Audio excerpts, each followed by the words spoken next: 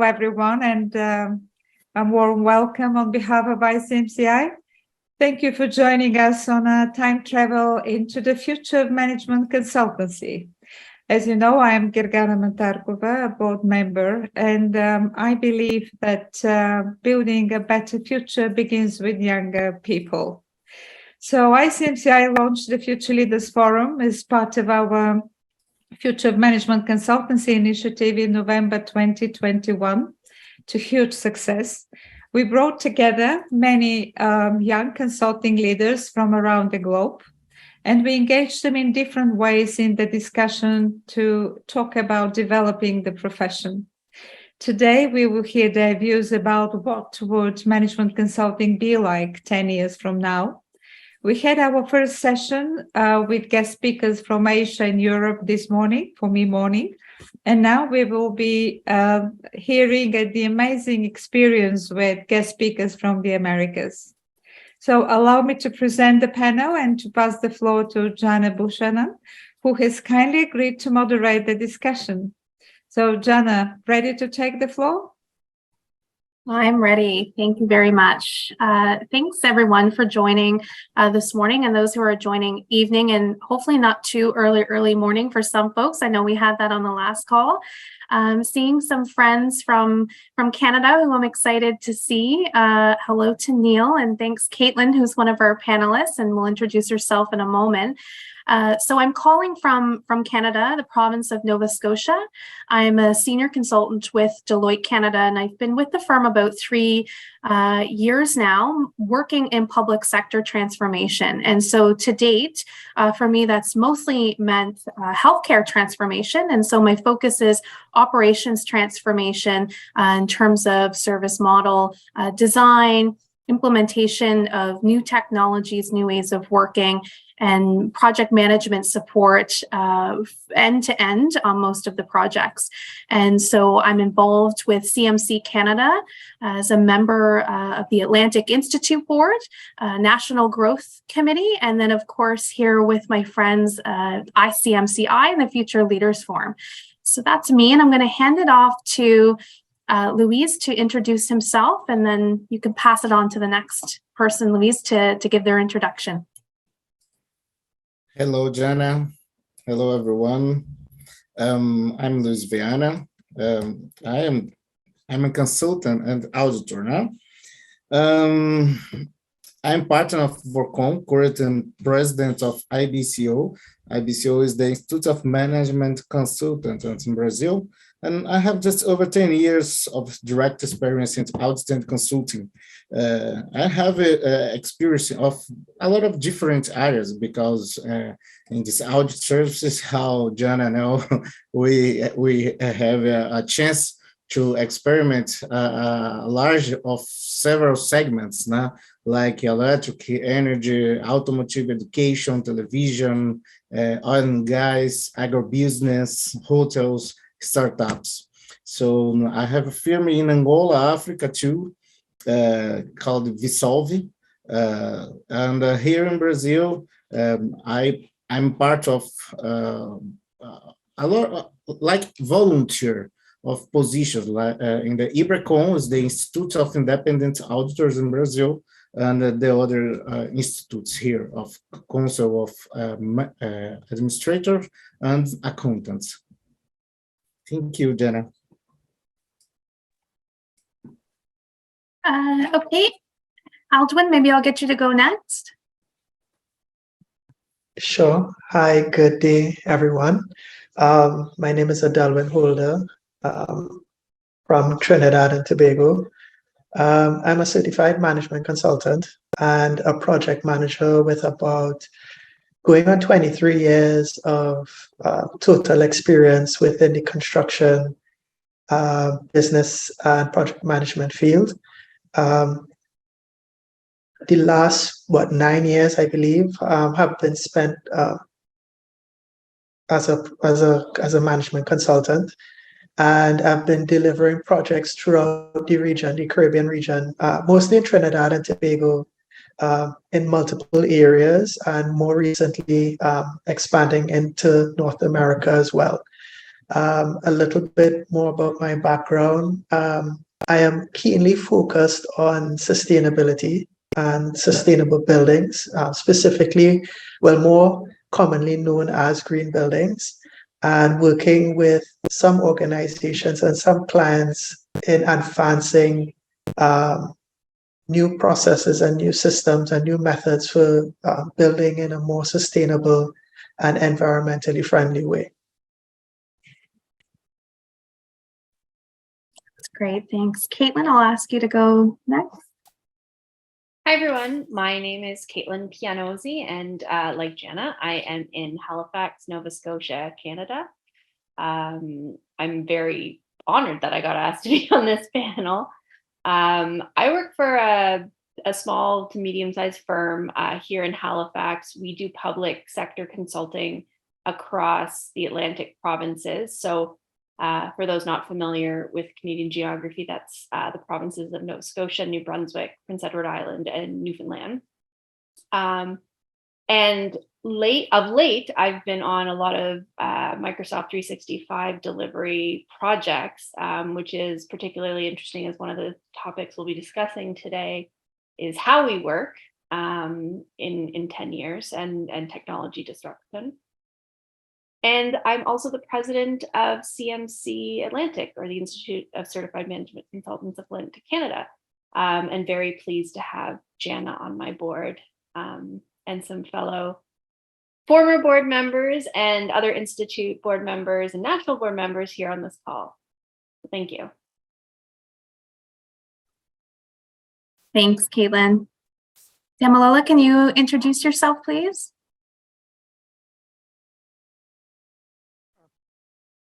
Can you hear me? Good. Okay. Hi, everyone. My name is Damilola Odeleye. I'm based in Ontario, Canada. I'm a best practice consultant in Sun Life, one of the leading financial services companies in Canada. I lead and consult on various digital innovation and continuous improvement initiatives that help to achieve organizational strategic objectives. My consulting engagement are focused on improving operational processes, leveraging technology where possible to gain advantage, so as to deliver value to our clients and advisors, and of course, being a financial services industry without compromising on risk, cost effectiveness, and compliance with regulations. Currently sit on the CMC Canada board as a director at large, young professional, and I volunteer as a growth and retention strategist with CMC Southwestern Ontario, Canada. I'm happy to be here today, and I'm looking forward to the discussion. Thank you. That's great. So what we see on the panel is a great mix of individuals across the Americas and different types of firms and at different stages in our careers. So I'm excited to have each of the panelists here today. And when I'm looking at the folks that are on the call, I think we likely have a great mix in all of those areas as well. So we're going to get to a point where there's questions at the end, and I really want to hear from people who have walked different stages of the career journey in management consulting and challenge some of the thinking of the future leaders on this call. So what I want to start with today is a bit of a journey a decade from today. And so if we think about November 4th, 2032, and for each of the panelists and the guests on the call, I want you to think about what the year 2032 looks like in terms of the market that we deliver services and the way that we deliver services, and frame that picture in your mind. So what are the types of services requested in the market and the way we deliver them? What do our relationships with clients look like, both in the public and private sectors? What does the way we work look like, work-life balance? And what are the success stories in 2032 that are rooted in the engagement and investment in young professionals today? And so I want you to think about 3 words to describe management consulting in the year 2032. I'll give you a minute to do that. We're going to hold that in our minds as we walk through the session today. And what we're going to do is take you on a bit of a journey from today to the year 2032, and then come back to that picture. So the journey from today to the year 2032, I thought it would make sense for us to talk a little bit about how do we get there? How do we get to the picture that's in your mind? What are the things about today's realities and the trends that we're seeing that shape that future? And so what I was able to pull in the Canadian context from the Canadian Future Ready Initiative was a trend review on the future of work in general. And so I picked a few that resonate, I think, for our profession, and then added a few of my own. And so what I've been able to focus on in terms of shaping this conversation is short-term trends around technologies, the emergence of the gig economy, which we've talked about in previous sessions, and increasing engagements through implementation and operations of new ways of working. So how do advisory services support, not just in the design and recommendations, but straight through to implementation and operation in some regard. Long-term trends, it'll be no surprise, climate change was one that came out as a big long-term trend, and technology change. So both in short-term and long-term, and we're gonna bucket those together for the purpose of this conversation. And then I've added partnerships. So in terms of long-term trends, what does that mean? And I have thoughts of my own that I'll share through the discussion today and ask others to share their thoughts. So if we focus first on the short-term trends, I want to talk a little bit about the gig economy. And it's something we've talked about in previous sessions, but I want to talk about it in terms of where does that trend take us in the future? And so we see from the panel today that we do have consulting happening in different sectors and industries and delivered through various size firms and solo practices. And if we think about the impact of the gig economy and the way we go to market as certified management consultants, I'm curious to hear from the panelists today and in each of the ways that they deliver work and the types of firms or solo practices they're in, what that impact may be in the future. So Luiz, I'm going to start with you. Your expertise in covering startup development. Can you give us a bit of perspective on the gig economy and its presence in management consulting? And is it really the rise of subject matter experts, generalists, and where do you see this trend taking us in the future? Jana, hello. In the first time, I was searching about the name, how it's called gig economy. And I understand about the gig economy. I believe that's a model that's being developed for the new generations because it's more quickly to do the thing. So who are connected and decentralized from the traditional business. It's different to the traditional companies.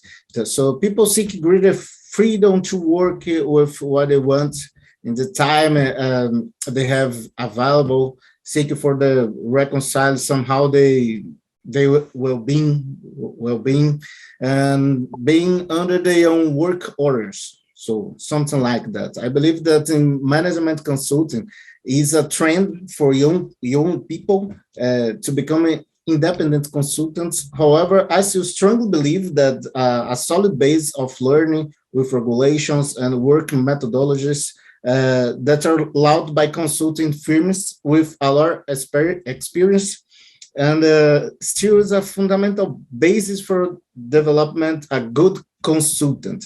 So it's for me is very important. So I believe that early preparation of study courses is important, but that's why in the practice it requires time and experience to become a good consultant. So that's the way what I think.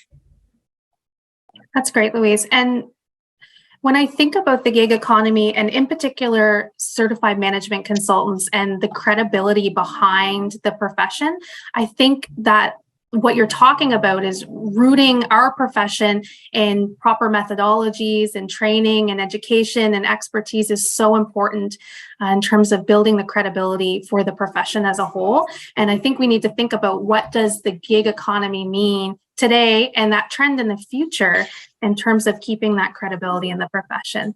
And so Kaitlin, from a small and medium-sized firm, can you tell me a bit about the experience you're having going to market in this sort of gig economy that we're moving through? And do you think it's going to change the way we deliver services in the future? I think how we go to market itself, I think, is going to change. And I think the role of international organizations like CMC Global are going to play a larger role because of the networking piece. I think geographic barriers are going to come down even more so than they have, and allow small firms or independents to network globally to deliver services outside of markets that they've never had an opportunity to do so, and they can compete better. So you'll have kind of a global local perspective as someone internationally pairs off with someone locally, which local global was one of the themes of a session at our Catalyst conference earlier this year. My experience with my own firm, though, or the firm I work for, is actually quite the opposite, because we work with such a small clientele. Like that's one of our things is that local piece. But I would like to see us move in expertise from elsewhere to get that global international partnership. And I'm going to be very interested to see how we develop over the next several years, just so we don't miss opportunities. Yeah, and I think if I can add to that, Kaitlin, I think the role of ICMCI and CMC Canada and other institutions across the globe is coming together in a unified voice for shaping the future of consulting. So yeah, how do we come together as a community to shape what that future should or could look like in 2032? And I think we have an interesting opportunity within this community and within the different parts of our worlds to create a collective voice that's meaningful to help shape that future. So thank you for that, Kaitlin. Damilola, I want you to speak a little bit about what does this mean for big firms? So as we see kind of the emergence of the gig economy and we think about the future of consulting, how do the bigger organizations need to shift and change in the year 2032? Interesting. I'm actually going to approach the topic from a different angle. I mean, as you already know, a lot of big firms, especially those in the technology sector, they fully, well, I'll say maybe like 90% embrace the gig economy. You can always get somebody to do something for you because, again, remote work has also made that available. But I would like to point out the fact that in some industries, though, they are not yet there. You know, for example, talk about financial services. There's stringent compliance and information security requirements in the financial sector. So it kind of makes it a little bit difficult to fully embrace the gig economy. And this is why I believe we have a lot of financial services companies that have internal consultants, be it strategy consultants, lean consultants, even technology consultants. And in some instances, of course, they hire external consultants to handle projects instead of patronizing gig workers. I mean, this is not to say that all financial services companies do not hire gig workers. They probably do, but maybe at the corporate board level or maybe for highly specialized skill set. But it's not just as common as other firms in the industry, in less regulated industries rather.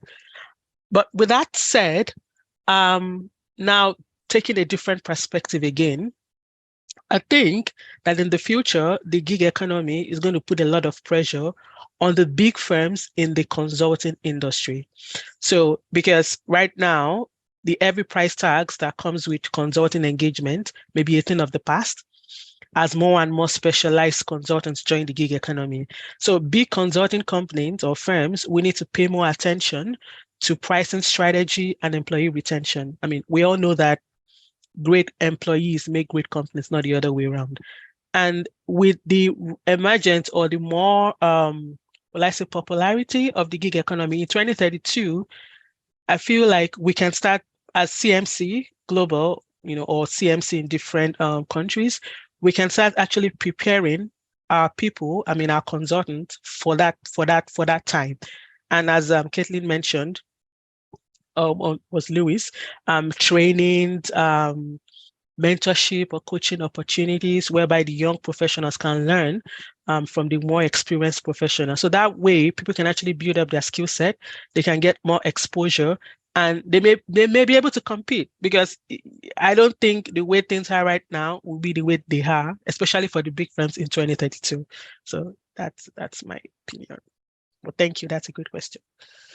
I agree completely with that. And if I can hone in on the employee retention piece for a minute, when we think about what Luiz said around the gig economy and folks wanting to work the way they want to work, sort of that entrepreneurial mindset. And I think a lot of folks to be successful in consulting need to have that, regardless if you're a sole practitioner or working in one of the larger firms. But I think that it does put a lot of pressure on the larger firms to respond to new ways of working. And when we think about employee retention, what does that really mean? So if I think about that, young professionals do have a globalized view of the working world, and the values of young professionals shift and change. And so what I've seen is pressure on firms to respond to support for mental health, to have strong support for diversity, equity, and inclusion, and the ability to show up to work as your authentic self.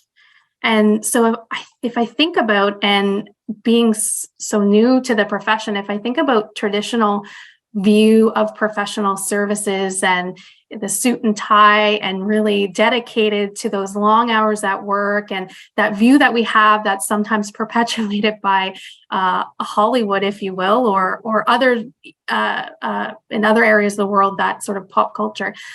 If I think about that, and what does that mean for young professionals, I think we do view it a little bit differently, or at least I do. And so the way I want to show up to work is my authentic self. So I'm Jana, the management consultant working for Deloitte Canada, but I'm also a mother of a 2-year-old toddler. And I don't separate those things. That's my whole self that comes to work. And so I think that as young professionals, we value that. And so what I've heard in a lot of professional service firms and from certain individuals is things, descriptors around teams, saying, we're a family, and that resonates on some level, but I think it's more than that. I think young professionals are looking for meaningful ways that shows up in the workplace. So support for mental health. In the firm that I work for, additional days with family that are paid. Firms understanding the important values and the nuances in them. And I see that pressure in the way that we work, that pressure on the larger firms to respond to that. And it's been interesting to see it play out in a large firm, and how they shift and change in terms of policies and the way they engage young professionals. And I'm going to ask you, Kaitlin, when we think about the culture shifts in the way we work today, how would you describe those shifts? You've heard my thoughts. And where do you think that takes us in the year 2032? Great question. And I love the perspective of, bringing your authentic self. And I think in 2032 for consultants, it's going to be design your own life.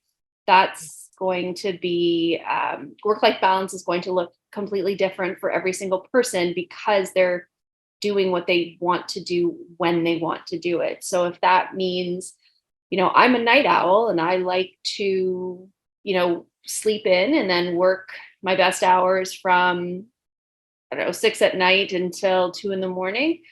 I'm going to design my gigs and look for partnerships in the Asian market where I can use that time zone to my advantage. Maybe I live there for a few years. Maybe I stay here. But I think you're absolutely going to get to design the life that you want, and it's going to look completely different for everyone. And in turn, the people you work with, because that becomes the norm, I hope to see that level of respect, that your life is completely different than my life, and there's no value, there's no judgment. And I think when you encounter that, and when you encounter firms that aren't interested in equity and diversity and inclusion, they're not going to survive very long, and people aren't going to work with them. I agree, Kaitlin. They will become the blockbusters of 2032, I think. Yes. That's for sure. And so when we think about that, it definitely changes not just how we work, but where we work.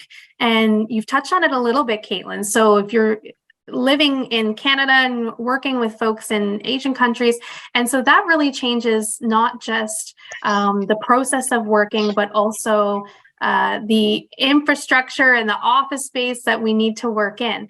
And so, Adelwyn, I actually want your thoughts on this as we think about hybrid work and with firms moving to more sustainable ways of working with respect to travel and office space.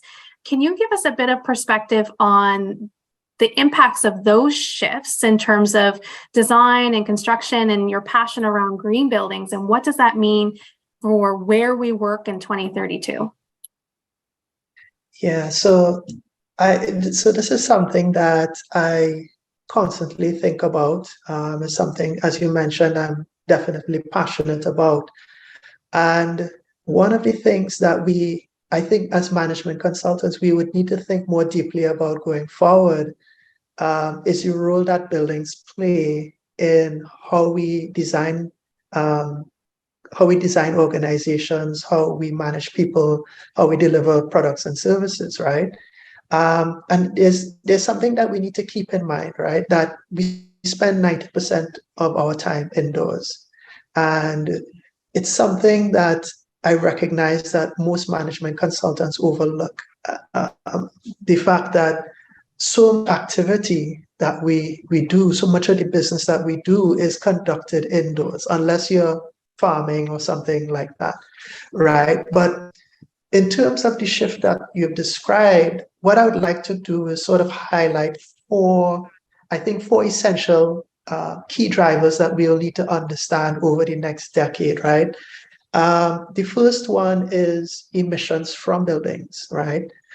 Buildings currently account for about 40% of emissions around the world, right?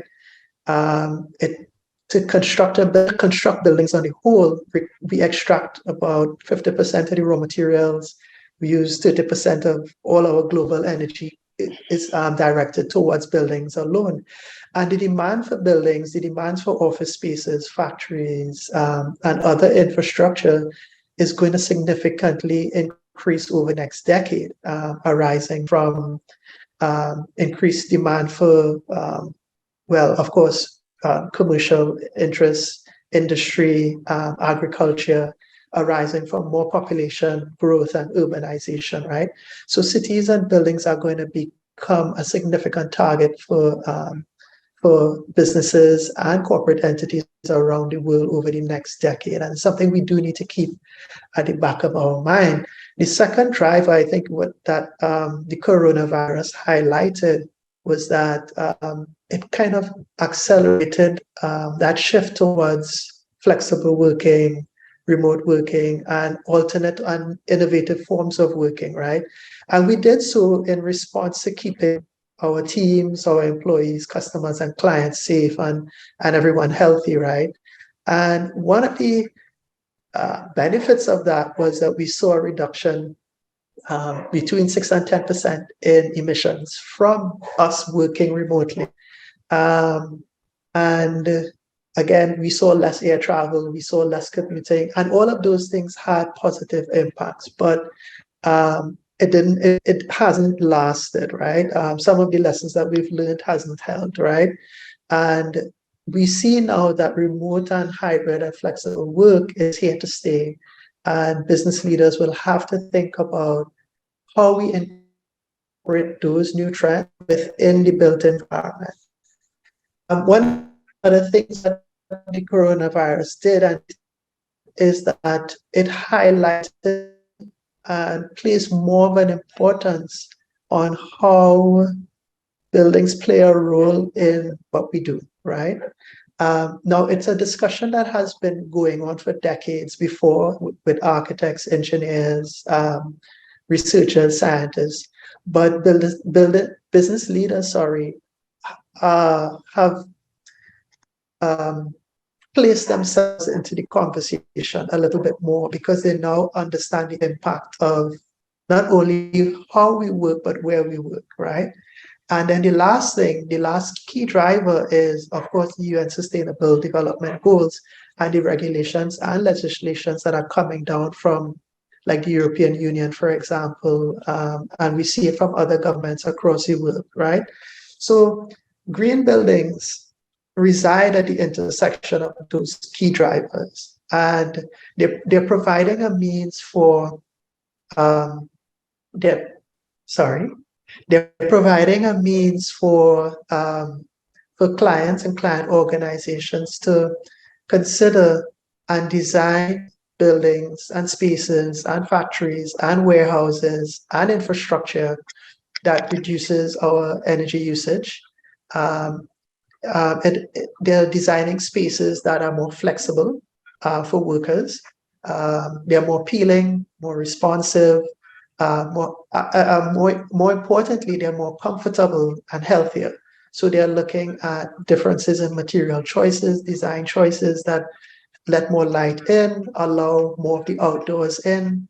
They provide better air quality. They reduce noise levels and some of the harmful impacts of being indoors 90% of the time. So, but from my experience, again,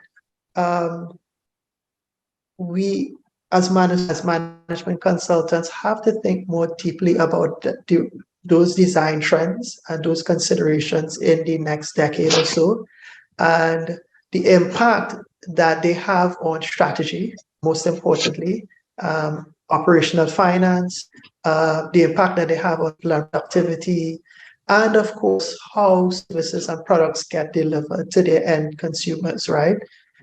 We also have to think more deeply about the role that technology plays in buildings. So if we have green buildings that are at its core have technology like building management systems, which monitor every aspect of how the buildings are used, how many people come into the office on a daily basis, how much of that energy gets used and where it gets used, how resources are managed, how waste gets managed.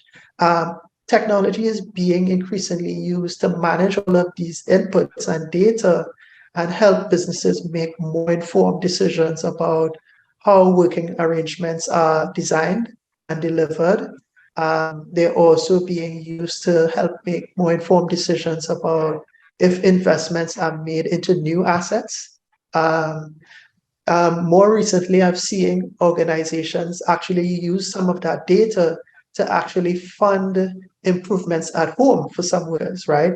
So they're looking at persons that we work remotely or from home, improving efficiencies at those locations as well, by adding new technologies, improving efficiencies of equipment like HVAC and cooling and power consumption and stuff like that, and how from the technological level, how those homes are better integrated into the offices for security and access and better collaboration between team members. So it is a very broad area, but one that affects every part of an organization and every part of its people and how products and services are delivered. That's great. And it is just one driver of change for the future. But if we think about it, there's so much work to be done. And so from a client perspective, and hearing you talk about all of those impacts to operations, just when we think about where we work, I think about how do our clients respond to that need for change. And for me, it brings me to my next topic, which is I see a deeper desire for external supports, external consultants, not just in the advisory and the first part of the process of designing operations and giving recommendations and best practices, but working end to end with the client through support of implementation and in some respects operations and transitioning that back into client hands. And so I'm seeing more of that in particular in the public sector. And I think what clients are seeing is this urgency for some of the changes that need to happen and looking outside of of their internal organizations to say, how do we address this? And so when we think about that magnitude of change and that need for end-to-end support for some of these organizations, Kaitlin, from a small medium firm perspective, what does that end-to-end advisory partnership look like for your organization? And what will that look like in the future, do you think?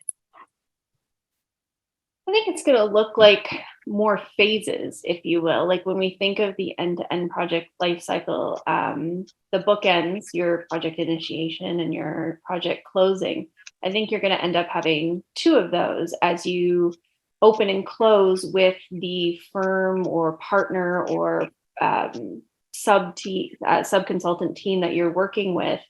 So how do you strategize before you actually kick the project off? So almost two kickoffs, a kickoff with your partners and then a kickoff with the client. And similarly in closing, you close with the client and then you close with your partners as you evaluate how the relationship worked, how the engagement went. Is this relationship going to continue? And if so, do you need any changes? That's great. Thank you, Kaitlin. And do you think that there will be an increase in continuing the engagement beyond, you're delivering a future state model, for example, actually implementing and helping the client execute on the steps it takes to get them from current state to perhaps that future state that you're recommending? I've seen more push to have the close of the engagement is after things have transitioned to the future state in most respects. So instead of it being a 6 to 12 month engagement, it's a 2 to 3 year engagement, and you're really walking the journey in partnership with the client. That just makes the relationships all the more important, so that as you close each phase, you get the next phase. It's not going to somebody else.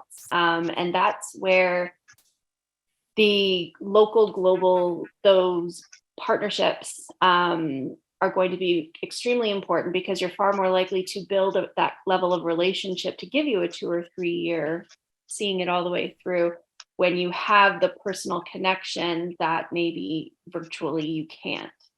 So having that partner, that one set of partner, half the partnership on the ground becomes very important.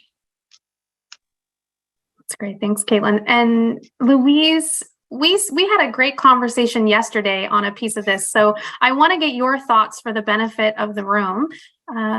Give us your perspective. So Jana, I think that the startups and the companies as well like a good partnership with the consultant firms. So I believe the startups have people with fantastic ideas, but many of them do not have a support of experienced consultants to guide the beginnings in the best management practice. So I work with a company, our startup here, for example, the Sustainable Development and the Water for All, SDW, where we started work since the beginning in 2016. Today, the startup has won several global awards, such as the United Nations Young Champions of the Earth here in Brazil, and a lot of other premiums, so awards, and has been operating throughout Brazil.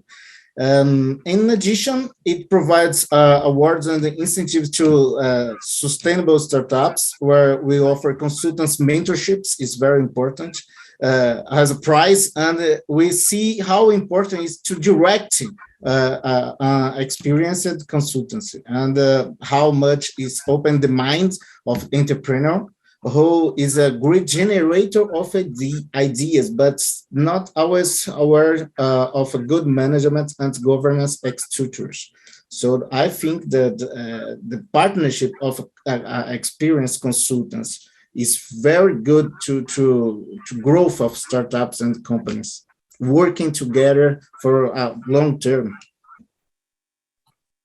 Thank you, Luiz. And you touch on a great point. I think that it is the obligation of this community and communities like this in different parts of the world to really ensure that we understand what management consulting and advisory services look like in 2032, so that we can properly engage young professionals today in the types of skills and expertise required to build and maintain those client relationships and deliver quality advisory services in 2032. So it's great. Thank you, Luiz.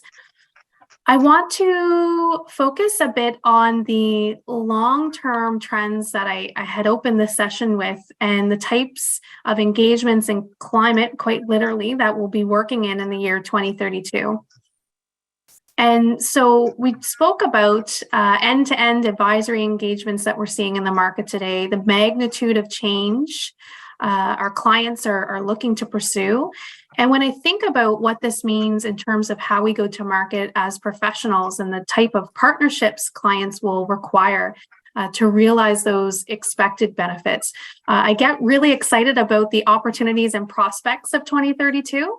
And so for me, partnerships is a really big word for 2032. And for me, it means partnerships with public and private institutions, and that being critical to realizing some of the best possible solutions, the most innovative ideas, and most importantly, ensuring the prosperity and support of populations across the globe and in the Americas. So my 2032 landscape, I really focused on partnerships and partnerships in this community as professionals, partnerships at the local level, which Kaitlin had spoken about earlier, and partnerships, and if I think about the Canadian context, partnerships between public and private sector to really deliver quality services.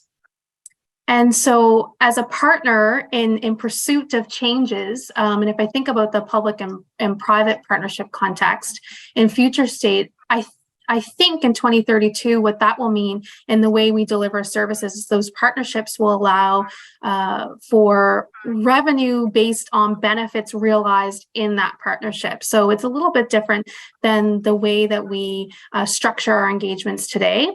And so, Kaitlin, I'm interested to hear your perspective on what partnerships mean to you in a small, medium firm and as a member of this community.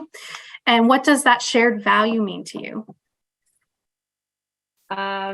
You raised a lot of good points about the public and the private and the values. I think shared value goes deeper than just your goals of the engagement. The goal is what you want. The values are how you do it.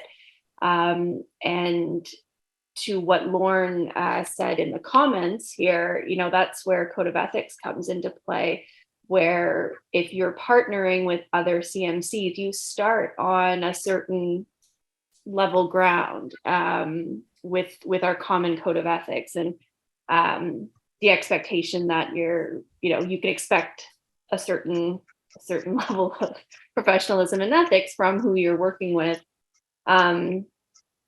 How it affects partnerships, though, is this seems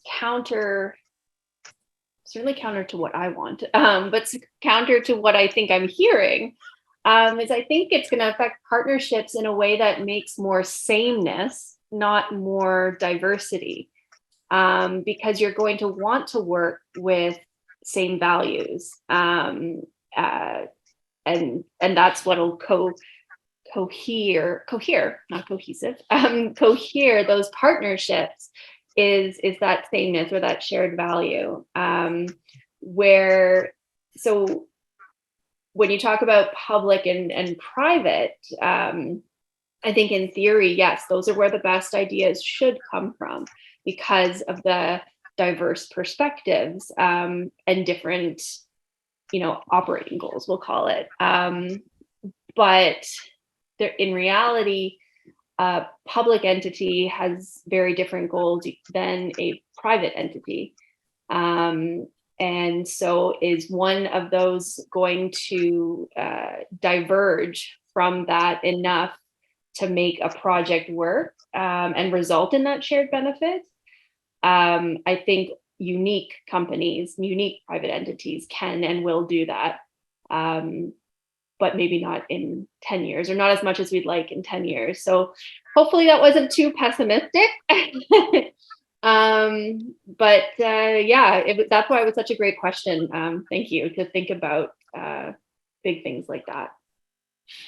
Thanks, Kaitlin. And not really pessimism. It's walking the journey of today to 2032. So is it viable or feasible for that to be the reality in 2032? So I really appreciate, I really appreciate your perspective. And Adelwyn, so from my experience, I'm going to talk a little bit about where I've seen this type of partnership work, and it's in the infrastructure sector in Canada. And so delivering on the needs of a community around healthcare. And so the construction and maintenance of a building to deliver healthcare services. And so I'm curious to hear your view on partnerships and shared value in terms of design and construction in the year 2032. Yeah, so I would like to kind of take off from where Kaitlin left off, and she's right. There are areas in which public-private partnerships have proven to be a challenge, right? But you're right. In the construction industry, and particularly within the built environment, it has been having a bit more of a success rate, right? Largely due to the specialized nature of construction and design. And starting with the shared value in itself, it is a way for both public and private entities to establish relationships, key principles, key behaviors, which engender a certain level of economic cooperation and progress for a given, I would say, sector or aspect of society. And healthcare is a significant one around the world, right? And governments, not only in Canada, but throughout the Caribbean, it's happening in Asia and Africa as well. There's a Future Leaders Conference on? I don't know. Yeah, so these governments are turning more to the private sector to advance their agenda for advancing key services, key societal services like health, and of course, progress through the design and construction of not only hospitals, but schools as well, and other institutional buildings, as a means of sharing investment, sharing responsibilities, of course, sharing some of that risk, so government and state agencies don't take on all the risk for themselves, and of course, sharing in some of the rewards through those partnerships. Now, of course, you're right, there are a number of benefits to those relationships, and it's something that we would need to, as management consultants, take into account going forward, because they are going to become a lot more common. We do end up with higher quality buildings as a result of it. We do end up with higher, more of a focus on the needs and specifications of the end user. So if you're thinking about a hospital, they are very driven. Well, hospitals and healthcare, they're very driven by the client experience and how we deliver healthcare services.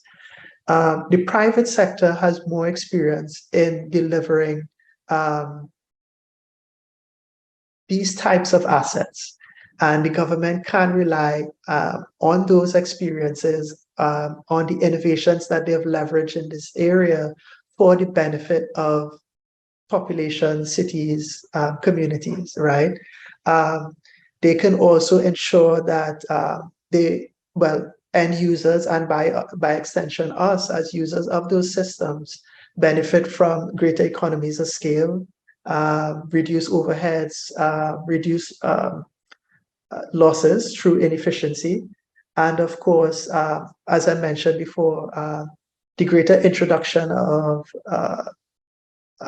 innovations and design technologies that the private sector is more keenly attuned to, right? Because they are more involved in that area.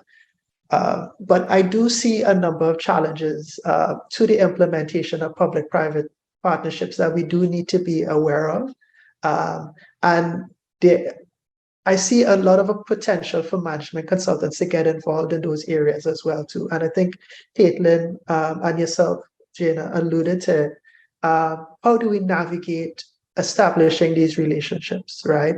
And these partnerships. There are certain legal and ethical and procedural challenges that do need to be navigated and properly worked through. And as management consultants, we can partner with governments and private entities in navigating those challenges. We also have challenges with financing, right? How do we navigate some of these financial arrangements, which tend to be very complex and deeply integrated into both organizations. As I mentioned, you're sharing risk, right?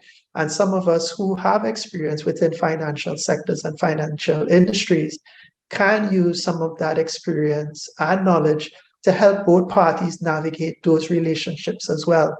Of course, there are certain productivity considerations and challenges for the end product. How do we operate them? How do we staff them? How do we maintain them over time? And again, we do have a lot of experience and a wealth of knowledge within our own areas to help, again, public and private entities in navigating some of these shortcomings and questions and advise them properly in terms of how they go about entering into these partnerships, providing the technical and specialized services that are required. And of course, one of the key areas we see potential for us getting involved and making a significant difference in is monitoring and evaluating these projects, right? And of course, how we publicly report on the success of these initiatives, right? One of the key things is that, again, a lot of public funds are involved, and we need to put systems in place which properly report on the use of these funds and the value to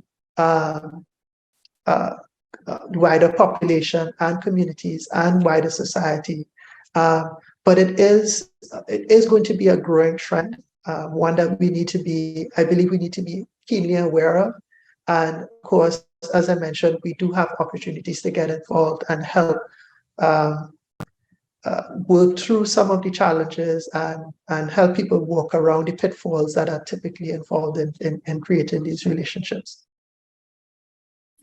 Thank you, Adelwyn. And I think the fact that we have shared realities in different parts of the globe. When I'm hearing you talk, I'm reflecting on my experience, and it's so similar that I feel that's just telling of where we're going in the future. And so I think where some of these partnerships will play a very important role as we walk the journey to 2032 is around climate change.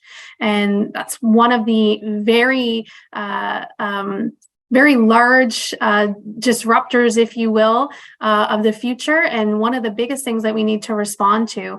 And so what does that mean in terms of response and the types of partnerships that are needed to support that? And I think it's not just public and private, but how does our community partner with other communities around the globe to respond to that? And so, Luiz, I want to turn it over to you because I know that you have some thoughts around the UN development goals and the ESGs, and I'll get you to talk a little bit about what that means to you. So, Jana, I have a good perspective. So I believe and desire the process of continuous education of consultants on ESG issues and knowledge about the United Nations strategic objectives and sustainable development, where the consulting process for organization leads to a planetary environmental awareness aligned with the vision of the sustainable world and more human than we are looking for. So it's a perspective when I think that the people is looking for a new world, a green world with clean energy. So understand the impacts of carbon credits on large corporations, increase investments in research and development of new means of production with clean energy, sustainable use and consumption of production residues, and a way to reduce aggression to the environment and to the impacts on the climate. So I have this perspective because in all the conversations we have here in Brazil, the auditors talking about it in the Congress, the companies talking about it. And if you see the LinkedIn, all the companies talking about it. So we need to have a preoccupation about the world, the future, not only the future of consultants, but the future of the world. So these walk together. So this is how I think the future, of the consultants together, the alignment of the world clean. Thank you so much for that perspective. And I think technology and the way we connect and how technology will enable some of this to happen. I've saved probably the biggest topic for last, and saved the energy of Damilola to talk a little bit about technology. So I want to come back to that trend, and I'm going to give you a bit of a quote for the parents in the room who are familiar with Disney films. Advancing technologies as both our savior and our doom, as said best by Olaf in the Disney Frozen movie. So I want to focus a little bit about how is technology, advancing technologies, our hopeful savior? And in the Canadian context, I think we see a large focus on digital transformation in the public sector. And you hear me talk a lot about the public sector because that's where I do my work. And so that includes healthcare and social services and civil services and digital government. So I'll give my view and then turn it over to Damilola to give her perspective.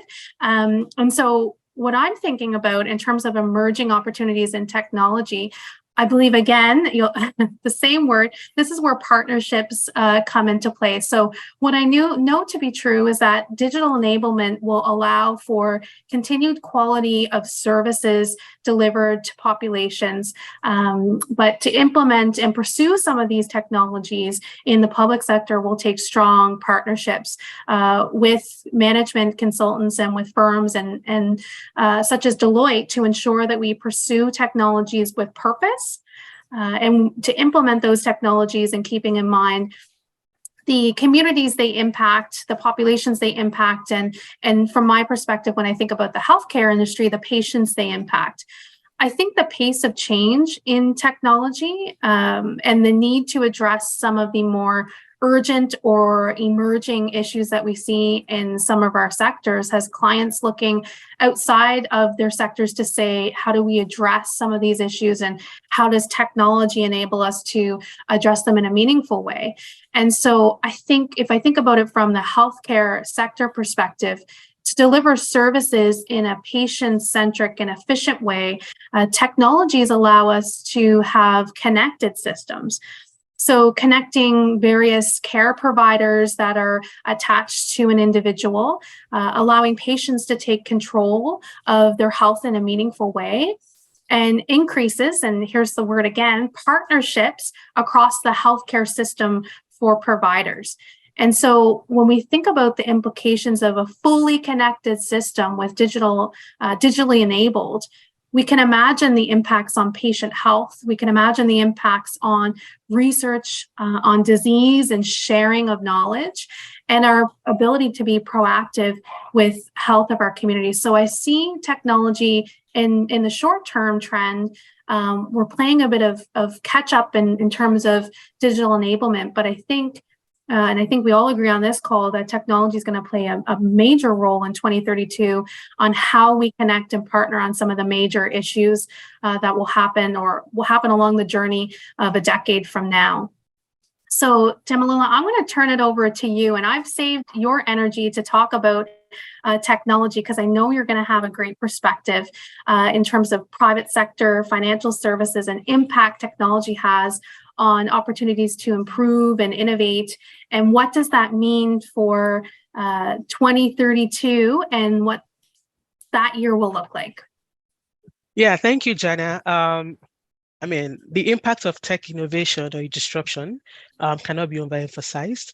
From my perspective, I believe technology is providing more opportunities to improve client experience, gain competitive advantage, and gain or retain market share. Another interesting thing is that brand loyalty, brand loyalty is gradually diminishing because more clients are looking for instant gratification, and there are a lot of options out there that they can choose from. So any business that wishes to stay competitive in today's marketplace must actually meet clients where and when they need something. And this can only be achieved by putting in place smart processes. And when I say smart processes, I mean processes enabled by technology. The financial services industry in this part of the world still has a lot of untapped opportunities. And again, as I mentioned before, because of compliance or regulatory restrictions. But I believe by 2032, I'm envisioning maturity in things like robotics automation, artificial intelligence, and Internet of Things. So technology, especially in private sector, I don't think we've tapped. I'm just going to give numbers now. I think we are still 60% away from reaping the full benefit of embracing technology. So I believe 2032 is 10 years time, right? So I am optimistic, and I believe that by year 2032 we would see more groundbreaking, innovative solutions out there that would actually serve the needs of the clients better. So that was short, but no, yeah. that's okay. I'm wondering if you have perspective around, if we think about the types of learnings that we have today in management consulting, and you're saying we haven't tapped or reaped all the benefits of technology. When we think about 2032, and let's say we've realized full benefit of technology, what type of learning do we need to do today to ensure that professionals who are delivering services in 2032 understand how to implement and use those technologies in a purposeful way? Or what types of learnings have you encountered in recent time that you think help prepare you for what 2032 might look like? Interesting question. Personally, I try to stay, there's a lot of things happening in the technology space, a lot of innovations, you see a lot of startup companies here and there these days. So personally, what I try to do is to just stay engaged, stay informed on what's going on out there, because the truth is, depending on what you're working on, you may not necessarily be able to apply all technology stuff out there. Like, it depends on the sector you're in. It depends on what you personally are working on. But I feel as young professionals, there's no knowledge that is lost. As young professionals, we must be intentional about what we are learning. Not everybody's in the technology space. And that's something that I think a lot of people, that's something that I think people feel, well, I'm not in the technology space, so I don't really need to care. I'm in healthcare, or I'm consulting for the government. But we need to understand that in few years to come, technology is going to drive the way we're working. It's going to change everything we are doing today. So imagine, let's say, for example, in financial services industry, there's this sensor that I think it's on the phone or something, or in the car, that kind of helps to gauge how good the driver's experience is. Does he run above limit, and then gathers a lot of data that can then be used to determine, okay, based on your driving experience and based on how you drive, this is the amount that we're going to be able to offer you, in terms of insurance coverage.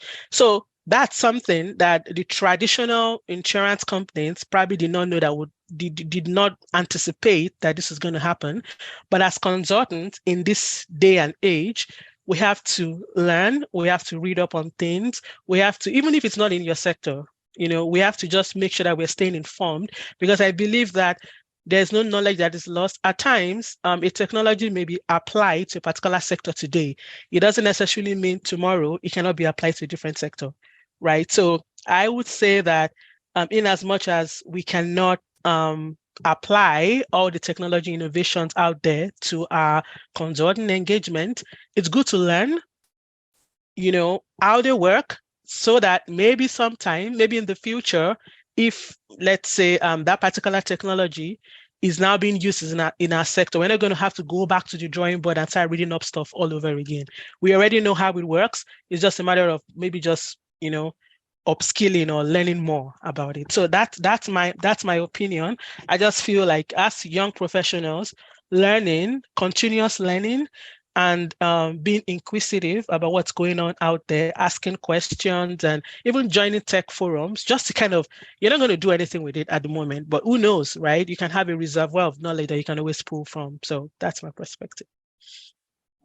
That's great. And it sounds like you are a great champion of forums like this for young leaders to come together across the globe, because I think that it's important to know what's happening in other parts of the world. It may not be applicable today in the Canadian context for a certain client I'm working for today, but if it's emerging somewhere, it'll make its way to the clients that you're working with today. And I think it's very important. I completely agree with all of your points. And so we've heard a little bit about the journey of 2022 to 2032. And so I want to ask everyone on the call, now that we've spoken through those trends and what that means in the future, and the things that can shape the profession of management consulting in 2032, I want you to go back to that picture you painted in your head of the profession in 2032 and think about whether or not that has changed, having heard some of the perspectives today from some young leaders, and go back to those 3 words you used to describe management consulting in 2032. And that could be from any perspective, the way we deliver services, the profession as a whole. Have those 3 words changed? And I'm going to ask each of the panelists to give the 3 words that they decided to use as descriptors. Start with myself. No surprise, partnership is the top of my list. Global and challenging are the 3 words that I use to describe 2032 management consulting. And Damilola, I'm going to ask you to go first and share your 3 words. Thank you. Damilola, right? I thought I heard my name. Yeah, Damilola, you go. And Okay. I'll get back to you, Luiz. I know you're eager. We'll get to your 3 words. Yes. So my 3 words are daring, fast-paced, and value-focused. Daring in the sense that people are going to start doing things that they didn't even think of. So it's like bold, audacious, and then of course fast-paced. Things are going to change very quickly, and continuous change is going to happen. And when I say value-focused, the focus would not be on the time you spend consulting. It's going to be more on the value that you're delivering for your client. So. I couldn't agree more, particularly with that last point, valued services. Luiz, you're so eager. I want to hear your 3 words. I feel like they're going to be great. Jana, so I've been through the event. So my 3 words are sustainable, because I accompany the changes and how the world is thinking about. The second word continues education, and the 3rd word is compassion, because I believe that understand another personal emotional stage, understand how the human being is to work to construct the world is very important, because don't exist companies, don't exist nothing without the persons. So we need to stay well with the persons, and the persons mentally, physically, spiritually need to be good to construct a new world. That's amazing. I love your ability to reflect on an individual level. What is the word to describe 2032? I love that. Adelwyn, will you share your 3 words? Yeah, so I have been thinking about this. So I had 3, and I've, like you suggested, I've thought about how it has evolved during the course of this discussion, and I'll stick with those 3. Like Louise, sustainable is one. I do believe that where we are going, sustainability will become foundational to everything that we do and we say, and how we interact with our clients and how they interact with their customers and by extension the rest of society. My second word was integrated. Given where the world is going, technology, relationships, I see us growing a little bit closer together, because we are going to share problems that affect everyone. And we would need to come together to solve those problems. And the last one was equalized. It's a strange one, but I see a decade out from now, I see a sort of equalization happening throughout the world and throughout society. Those that have will have to share with those that don't.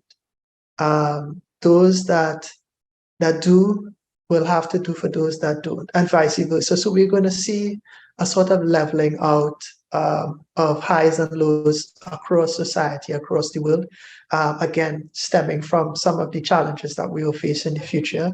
And of course, technology being one of the key bridges to carrying us to that place of equalization.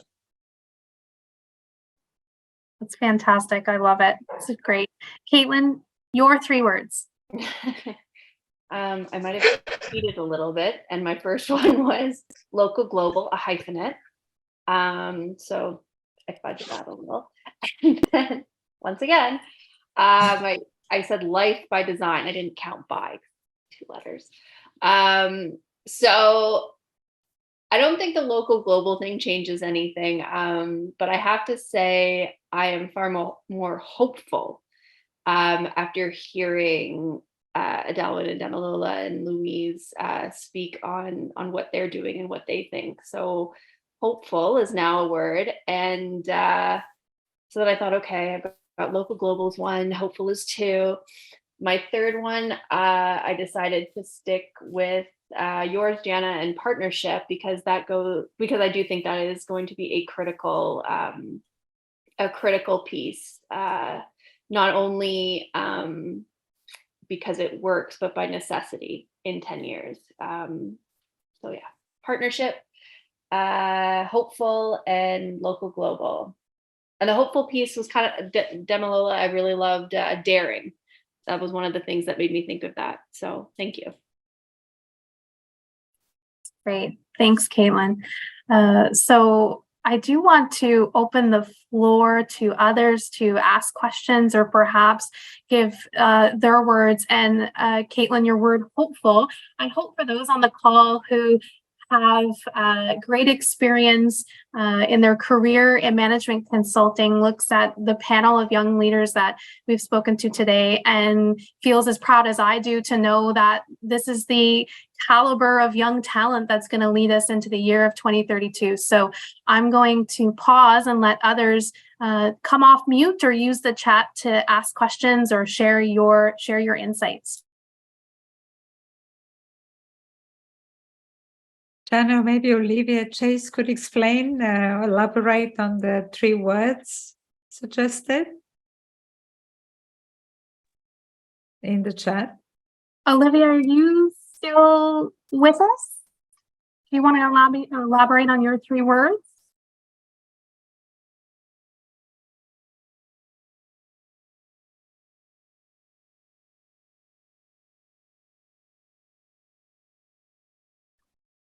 We may have lost Olivia to the infamous mute button. Lauren, you made an earlier comment around ethics, code of ethics being the differentiator. And I'm wondering if you want to elaborate on that, if you're still with us, and perhaps how that informs your 3 words for 2032? Well, certainly. So my 3 words are virtual, fractured, and values. COVID has taught us a couple of things. COVID has taught us that clients now accept a virtual consulting, and from a consulting perspective, we have found that we can bring in skills from across the street or across the world to provide client services, and clients are benefiting from that. So that is the virtual delivery that I see will escalate. Fractured is with the multiplicity of consultants, quote unquote, there will be a real value differentiator from top to bottom. And I agree with the partnership aspect. If the partnership emphasis is from financial only, then consulting generally will get a bad rap. So from the ethics perspective, I think this is the CMC differentiator. And this is where we've, in our practice, spent a lot of time. The challenge that we see is there isn't sufficient branding from a CMC perspective where a client sees this as top of mind. So we have seen, if we have a consultant as a CMC or a resource in a big 5 consulting company with a business card, who gets the perceived credential, the credibility? And at this point, CMC really needs to unfracture our delivery. So that's the virtual, fractured, and values perspective. I think it can be really engaging as we go forward with an ethics and values perspective. That's what I'm bringing forward. That's great. And I really like your point around the branding of CMC. And I know we talk about this at a national level and at an Atlantic Institute level. And Kaitlin, I know that you will agree. And it's a challenge, really. How do we develop that branding in a meaningful way? And for me, and I mentioned this to Gergani yesterday when we spoke just briefly, but I think it's the collective voice, and we have so many great minds within the ICMCI community to come together to talk about this. And it does kind of feel, to your word, fractured a bit to me. So we're talking about branding in the Canadian context or the Atlantic Institute context, but how do we come together as a profession across the globe to talk about that branding, and how do we paint a better picture of, I'm going to call it credibility, although I think we all agree that we are credible in our practices, but from a client perspective and from the market perspective, credibility in the CMC, and strengthen that and elevate that. And I think it does need to be, I feel it needs to be an international approach and then a national approach, and then talk about how you localize that in my view. Norma, if you're still with us, you also shared some insights in the chat. I don't know if you want to come off mute and elaborate on any of those points. Well, I just thought that the issue, thank you very much for asking me.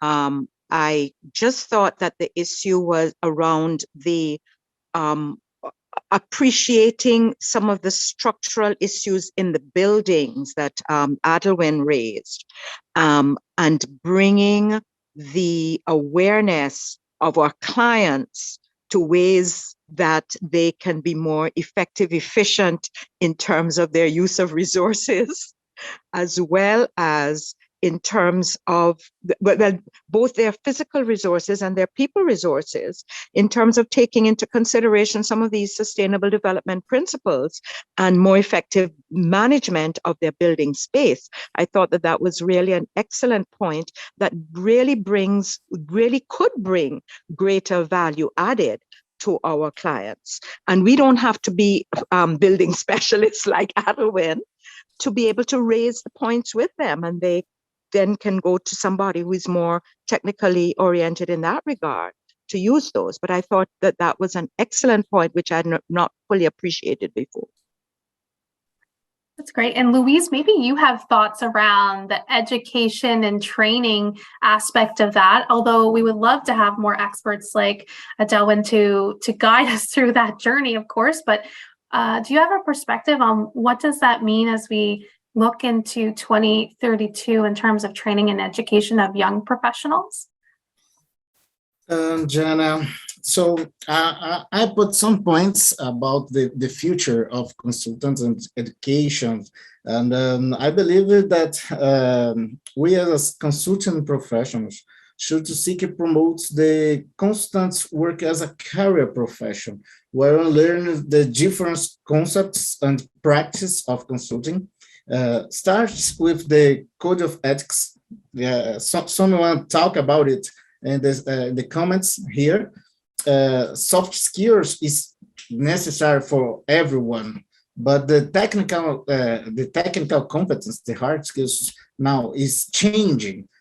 During the past of the years, we can see new ways to work with technologies talking about in your events. So we need to learn new technologies, how to put this knowledge in practice. So it's very important, the continuing education and the continuing education and practical experience will form the consultants.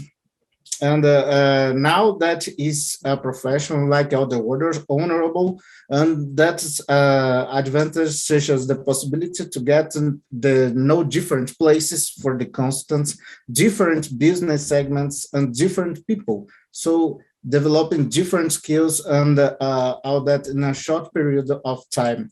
So for the consultant, the young consultants have these experiences in a short period of time, know people, know different places, and it is fantastic. For me, in the beginning, my career is fantastic, but I think the world change, asking for us that we need a continuing education principle in the environmental ESG and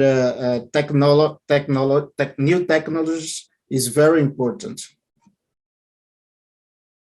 And the last point I'm thinking, I believe there's the possibility to join international networking and becoming a certified consultant is being part of the ICMCI networking and participating in events like this is a great professional opportunity. So I believe I honored to be here and can participate of this event. And I believe that is a great opportunity to the young professionals make part of ICMCI, make part of a global network of consultants, and see the different perspectives, how the consultants see the world in your countries is very, very nice. I agree. I think networks like this, international networks, allow us to knowledge share and collect best ideas. It also, for young professionals, at least from my perspective, builds great confidence in our ability to deliver to clients. And Gorgana is a great advocate and push of our young professionals internationally, and gives us this platform to do that and to build on our skills. Olivia, I'm hoping that you were able to find the mute button and can give us some context around your 3 words if you're with us. Yes, I'm here. I had to sign in on another device. So thank you for coming back to me on that, Jana. Yes, my 3 words were, if I recall, I think one was global networks, because I see that as a critical platform going forward. We will have to be working with one another across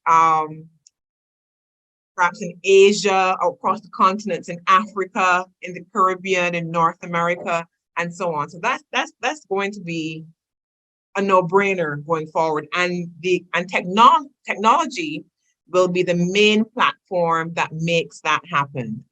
So Zoom meetings like this, and I think as was mentioned in the webinar as well, clients will come to readily accept that digital consulting is going to be the norm going forward as well.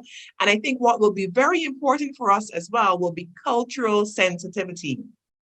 Being able to accept, different cultural differences, and that will affect how we work, the time frames within which we work, and so on. So that's just the context of my 3 words. And thank you. I really enjoyed the session today as well. Thank you. Thank you, Olivia. I love your word around cultural sensitivity, and I think it also impacts the types of recommendations that we put forward to clients.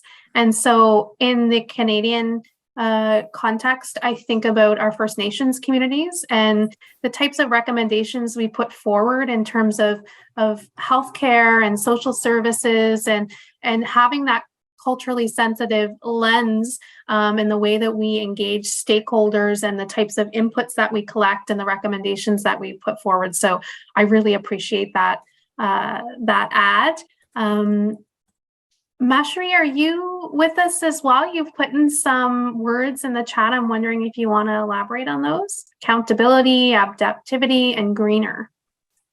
Right. So good, I would say morning, evening, everyone. So for my words, accountability, that came from the fact that now we're doing more environment, social, and governance responsibility, investing, looking at those criterias per se. And I think the fact that, the younger generation is actually asking for a little bit more accountability where that is concerned, and the fact that we're putting in policies globally to prevent greenwashing and so on. I think those were some of the points that led me to look at accountability and greener. And then for adaptive, that word came from the fact that, of course, like Olivia, we have to be a little bit more culturally sensitive going forward. We have to look at the fact that life is a little bit more fluid now, and we have to consider hybrid moves of remote work and, looking at how we do things on a day-to-day basis.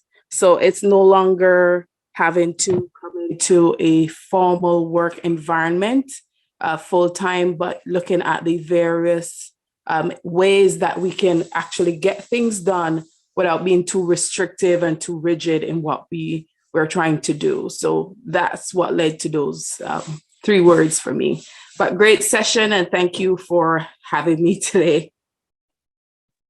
Thank you so much. And thank you to everyone who joined the call. And thank you, most importantly, to our panelists who were so brave and bold and confident in sharing their opinions and their views.